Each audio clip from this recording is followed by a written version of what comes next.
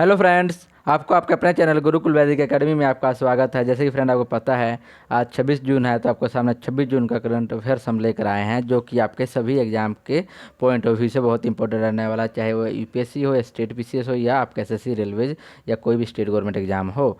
तो शुरू से अंत तक हमारे साथ बने रहे दोस्त, ताकि आपको एक एक चीज़, एक एक कंसेप्ट आपको समझ आए। और लास्ट में मैं आपसे एक क्वेश्चन पूछूंगा, जिसका जवाब आपको कमेंट सेक्शन में देना है।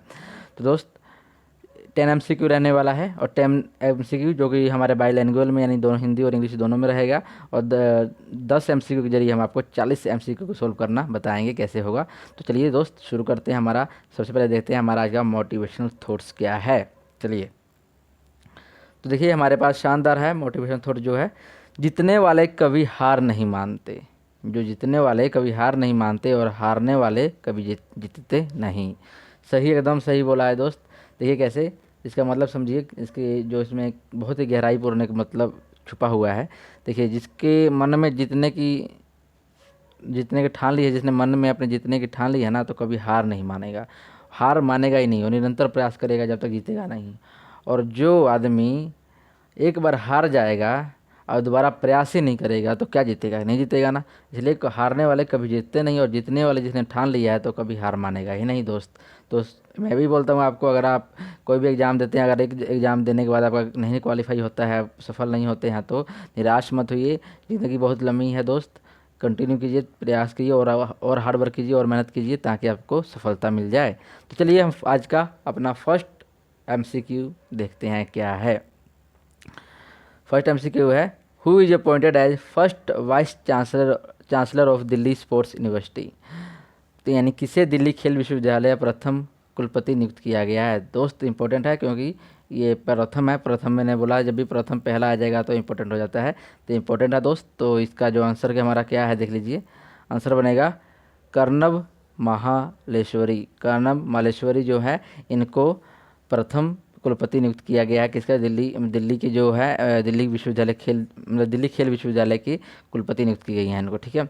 आपके जैसे आपके पास ऑप्शन है, जैसे ए ऑप्शन सुबोध कुमार, तो आपको पता होना चाहिए, सुबोध कुमार सीबीआई के डायरेक्टर हैं, और हाल ही में इनकी नियुक्ति हुई थी। मैंने क्लास में भी करवाया था। संतोष यादव का भी मैंने क्लास में करवाया था, स्टार्टिंग से ही करवाया था मैंने। तो संतोष यादव ये इलाहाबाद हाई कोर्ट है, उसके चीफ जस्टिस बने थे। करमवीर सिंह, जिनका नाम है एडमायरल करमवीर सिंह, ये दोस्त नेवी के चीफ हैं। ठीक है दोस्त, तो ये आपके ऑप्शन से मैंने बता दिया। मैंने बोला था ना कि ये आपको 40 MCQ करना शुरू बताएंगे। देखिए, एक क्वेश्चन से अगर 4 हो गया, 10 MCQ से 40 होंगे कि नहीं होंगे? होंगे ना दोस्त। तो लाइक तो बनता है मेरे प्यारे भाई, सब्सक्राइब बनता है, तो सब्सक्राइब कर दे चलिए फटाफट, और शेयर कर दे वीडियो को। चलिए देखते हैं, आप इमेज देख लीजिए, फ़ोटो देख लीजिए इनकी। ये जो फोटो में दिखाई दे रही हैं, इनका नाम है कर्णम मालेश्वरी। आप इनको पहचान लीजिए दोस्त। तो ठीक है, चलिए नेक्स्ट MCQ हमारा क्या है देखते हैं। नेक्स्ट है, विच बैंक लॉन्च आरोग्य Ram health care business loan. यानी किस बैंक ने लॉन्च किया है आरोग्य राम हेल्थ केयर बिजनेस, मतलब बता रहा हूँ मैं क्या क्या चीज़ है। तो देखिए, पहले मैं बैंक का नाम बताता हूँ, उसके बाद मैं आपको समझाता हूँ आरोग्य हेल्थ केयर बिजनेस क्या है। ठीक है दोस्त। तो चलिए, आपका आंसर देख लेते हैं क्या बनता है। हमारा आंसर बनता है SBI, state bank of India ने ये आरोग्य हेल्थ केयर बिजनेस लोन किया है। देखिए दोस्तों, इसके तहत क्या होगा कि देश में जितने अपने, मतलब जो भारत देश है, हमारे अपने देश के भीतर जितने भी, मतलब जो भी स्वास्थ्य प्रोवाइड करने वाले चीज़ें, जैसे मान लो कि हॉस्पिटल वगैरह हैं, नर्सिंग होम है, डायग्नोस्टिक सेंटर हो गया, पैथोलॉजी लैब हो गए, ये जितने भी चीज़ें हैं सभी, तो इनको लोन प्रोवाइड करेगी बैंक। ये जो बैंक है, इनको लोन प्रोवाइड करेगी, ताकि वो अपना ये सेटअप कर पाए, उनके पास नॉलेज है, अपना सेटअप कर पाए, हॉस्पिटल बना पाए, या कुछ भी अपना, मतलब उनके लिए लोन प्रोवाइड करेगी। जो कि लोन आपका 100 करोड़, यानी 100 करोड़ तक आप लोन ले सकते हैं इसके तहत। 100 करोड़ तक लोन लेंगे, जिसको 10 साल में आपको चुकाना पड़ेगा। ठीक है दोस्त, ये है आरोग्य हेल्थ केयर बिजनेस लोन। ठीक है। तो चलिए, मैं SBI का नाम आया था, SBI के फैक्ट्स देख लीजिए। एस बी आई 1 जुलाई 1955 में इसकी स्थापना हुई थी, यानी गठन हुआ था। ठीक है। हेड क्वार्टर यानी मुख्यालय इसका मुंबई है, और चेयरमैन आपके दिनेश कुमार कारा हैं। तो देखिए दोस्त, आपके पास PNB आ गया। तो पीएनबी का मैंने कल बताया था, कल क्लास में PNB का बताया था ना दोस्त मैंने। PNB का हेड क्वार्टर कहाँ पे है? तो PNB का हेड क्वार्टर बताइए। PNB का हेड क्वार्टर आपका पड़ता है मुंबई में मेरे भाई। तो आपको पता लग गया कि आपका ये कहाँ पर है। इनका पीएनबी का हेडक्वार्टर मुंबई में है। अब पीएनबी के जो चेयरमैन है उनका नाम आपको पता होना चाहिए। तो चेयरमैन का नाम बताइए क्या है दोस्त। चेयरमैन का नाम है मल्लिकार्जुन राव। मल्लिकार्जुन राव जो है इसके चेयरमैन हैं। ठीक है दोस्त। और आपके पास जो ऑप्शन है सी ऑप्शन एचडीएफसी, तो एचडीएफसी का भी मुख्यालय कहाँ पर है आपके, इसके जो मुख्यालय यानी हेडक्वार्टर, इसका हेडक्वार्टर है मेरे भाई मुंबई में। और इसके जो चेयरमैन है उनका नाम है दीपक पारेख। दीपक पारेख जो है एचडीएफसी के चेयरमैन हैं। आईडीएफसी फर्स्ट बैंक है, इसका गठन 2018 में हुआ था। हाल ही में नया बैंक है, मैंने क्लास में भी इसके बारे में आया था। कुछ स्कीम इसने हाल ही फिलहाल में लॉन्च की थी, तो मैंने इसके बारे में पढ़ा है। चलिए आईडीएफसी के भी आपको बताता हूँ। हेडक्वार्टर मुंबई में है। हेडक्वार्टर कहाँ है आईडीएफसी का, तो मुंबई में है। और इसके चेयरमैन का नाम है दोस्त, तो इसके चेयरमैन का नाम बनता है राजीव बिलाल जो है इसके चेयरमैन हैं। ठीक है दोस्त, तो आपको पता लग गया इसके जो चेयरमैन है कौन है, राजीव बिलाल। ठीक है मेरे भाई। तो चलिए दोस्त, तो देखते हैं चेयरमैन पता लग गया। चेयरमैन के बारे में बताया, एमडी अलग होता है, सीईओ अलग होते हैं सभी बैंकों के। तो चलिए मैंने कल परसों वाली क्लास यानी कल वाली क्लास में शायद मैंने इनके एमडी बताया था। तो इसके वी विद्यानाथन आईडीएफसी के थे, वी विद्यानाथन। तो आप कन्फ्यूज मत होना, चेयरमैन बताया मैंने दीपक का। दीपक नाम जो बताया वो आज इनके चेयरमैन है। और मैंने जो आपको कल बताया था वो एमडी बताया था, मैनेजिंग डायरेक्टर जो है वो आपके वी विद्यानाथन है। तो चलिए नेक्स्ट देखते हैं हमारा थर्ड क्वेश्चन क्या है। थर्ड है, which country announce to host 9th Asian ministry energy round table summit 2022 in 2022। यानी कौन सा देश ने 9वीं Asian ministry energy round table का होने वाला सम्मेलन 2022 का आयोजन करेगा। तो आपके पास ऑप्शन है Abu Dhabi, UAE, Singapore, India. तो देखिए आपके पास क्या है आंसर, क्या बनता है आपका आंसर बनता है इंडिया। यानी इंडिया हमारा ये प्यारा देश भारत जो है वो लॉन्च करने जा रहा है, मतलब वो समिट को आयोजन करने जा रहा है। ठीक है दोस्त। तो आपको पता लग गया ना पता कि हमारा दोस्त देश हमारा है जो कि इसको आयोजन कर रहा है। तो चलिए आपके पास ऑप्शन है अबू धाबी। अबू धाबी है। तो अबू धाबी के आपको करेंसी पता होनी चाहिए। तो इसका दिरहम करेंसी होता है अबू धाबी का। और अब अबू धाबी जो है दोस्त यूएई की ही राजधानी है। ठीक है, यूएई जो है उसकी राजधानी है। ठीक है। और आपके पास यूएई आ गया, तो यूएई में भी दिरहम ही चलेगा ना दोस्तों। यूएई में भी यानी यूएई का फुल फॉर्म क्या है, यूनाइटेड एमिराट्स, यूनाइटेड यूएई है ना। तो देखिए, तो यूनाइटेड अरब एमिराट्स होता है। सिंगापुर, सिंगापुर का देखिए सिंगापुर सिटी है यहाँ कैपिटल। और इसका यहाँ पर डॉलर चलती है दोस्त। तो चलिए आपको मीटिंग का मैं कुछ इमेज दिखा देता हूँ। मैं इसकी इमेज हमारे पास है, तो इमेज देख लीजिए। ये देखिए इमेज, इन्होंने अनाउंस किया है कि जो 9वीं Asian ministry energy round table की समिट होगी हमारे देश भारत में होस्ट की जाएगी 2022 में। ये होने वाली है समिट। ठीक है दोस्त, यहाँ तक आपको समझ आ गया होगा, समझ गए होंगे दोस्त। तो चलिए नेक्स्ट देखते हैं हमारा नेक्स्ट क्या है। ठीक है, तो नेक्स्ट देख लीजिए। Who is the author of the book title it's wonderful life. यानी इट्स वंडरफुल लाइफ के राइटर कौन है, उनके ऑथर का नाम बताना है। बुक के जो राइटर यानी ऑथर कौन है आपको बताना है दोस्त। तो आपके पास ऑप्शन है रस्किन बॉन्ड, नीना गुप्ता, अमिताभ घोष, अमृता सेन। तो दोस्त आपको याद हो गया नीना गुप्ता के बारे में, तो कंफर्म आपको रट गया होगा एकदम, आप भूलने से नहीं भुला पाएंगे। नीना गुप्ता इतना बार आ चुका है ना दोस्त। मैं सही बोल रहा हूँ ना। तो मुझे पता है लाइव नहीं चल रहा, आप नहीं कमेंट कर सकते हैं, लेकिन दोस्त अगर मैं पूछ रहा हूँ तो मन में कहिए हाँ सर हमको याद हो गया है। नीना गुप्ता सच कहूँ तो इनकी बायोग्राफी है, जो कि ऑथर भी हैं ये। अमिताभ घोष के बारे में किताब है, बताइए कौन सा किताब है उनका। तो इनकी बुक थी the nutmeg's curse parables for a planet in crisis. ठीक है दोस्त, इनका अमिताभ घोष की बुक है। अमर्त्य सेन जो कि नोबेल प्राइज विनर है और इकोनॉमिस्ट हैं ये, इनके मतलब इकोनॉमिक्स से संबंधित है। ठीक है, और इनकी जो बुक है वो अभी आई थी ए होम इन द वर्ल्ड, ऐसे कुछ बुक का नाम था ना, ए होम इन द वर्ल्ड। ठीक है, तो ये इनका बुक था अमर्त्य सेन का। तो चलिए हमारा नेक्स्ट क्या है देखते हैं। तो बुक की फ़ोटो हमारे पास है, तो देख लीजिए। ये किताब है, किताब कहाँ गया जा भाई। रस्किन बोर्ड, हमारा आंसर पता लग गया, रस्किन बोर्ड के राइटर हैं। ये तो बताने भूल गया था मैं आपको। रस्किन बोर्ड देखिए यहाँ पर हाईलाइट हो गया है दोस्त। तो रस्किन बोर्ड आपका आंसर बनता है। चलिए इनकी बुक देख लीजिए। ये बुक का जो कवर फोटो है ये है, लिखा हुआ है इस पर इट्स वंडरफुल लाइफ। ठीक है, तो ये आपका होगा। आई होप आपको यहाँ तक समझ आया होगा दोस्त। मज़ा आ रहा हो तो प्लीज़ लाइक करें, सब्सक्राइब करें चैनल को और शेयर कर दें वीडियो को, ठीक है। तो चलिए देखते हैं हमारा 5 क्वेश्चन क्या है। ये भारत और यूएस के बीच में होने वाले युद्ध अभ्यास का क्या नाम है जो हाल ही में हिंद महासागर क्षेत्र में हुआ है। तो आपके पास ऑप्शन है सूर्य किरण, मित्र शक्ति, पासेज एक्सरसाइज और मालाबार। तो देखिए दोस्त, आपका आंसर क्या बनता है। आपका आंसर बनता है पासेज एक्सरसाइज। ये जो है यानी पासेज अभ्यास जो है ये आपका यूएस और भारत के बीच में हो रहा है, जो कि इंडियन ओशन में हो रहा है, ठीक है दोस्त। तो आपके पास ऑप्शन है सूर्य किरण। सूर्य किरण इंडिया और नेपाल के बीच में जो एक्सरसाइज होता है वो है मित्र शक्ति, इंडिया और श्रीलंका के बीच में होता है। मालाबार संयुक्त रूप से इंडिया यानी भारत और यूएस और आपके जापान यानी 3 कंट्री मिलकर मालाबार करते हैं दोस्त, मालाबार का युद्धाभ्यास करते हैं। ओके, चलिए इमेज देख लीजिए। इमेज में दिखाई दे रहा होगा, ये देखिए दोस्त, जरा ये पासेज एक्सरसाइज है। ये जो होगा दोनों इसमें नेवी प्लस आपके जो एयरफोर्स है वो दोनों पार्टिसिपेट करेंगी, इतना ध्यान रखिएगा, ठीक है। चलिए नेक्स्ट देखते हैं हमारा 6th क्वेश्चन क्या है। 6th है which international airport won director general roll of excellence honour award for its airport service quality. यानी किस अंतर्राष्ट्रीय हवाई अड्डे ने अपने सेवा गुणवत्ता में एयरपोर्ट काउंसिलिंग इंटरनेशनल के महानिदेशक का रोल ऑफ एक्सीलेंस सम्मान जीता है। तो आपके पास ऑप्शन है Bengaluru airport, Indira Gandhi international airport, Cochin international airport और आपका मुंबई एयरपोर्ट। तो आपका आंसर बनता है मेरे भाई कोचीन इंटरनेशनल एयरपोर्ट। देखिए दोस्त, कोचीन इंटरनेशनल एयरपोर्ट जो है इसने अपनी जो क्वालिटी देने की कारण मतलब अच्छी क्वालिटी वहाँ पर अच्छी सर्विस क्वालिटी प्रोवाइड करता है ये कस्टमर सबको अपने, तो उनके इस क्वालिटी के लिए इसे ये रोल ऑफ द एक्सीलेंस सम्मान से सम्मानित किया गया है मेरे भाई, ठीक है। तो चलिए आपके पास कुछ फैक्ट्स है जो ये देखिए आगे आपके पास आया है क्या।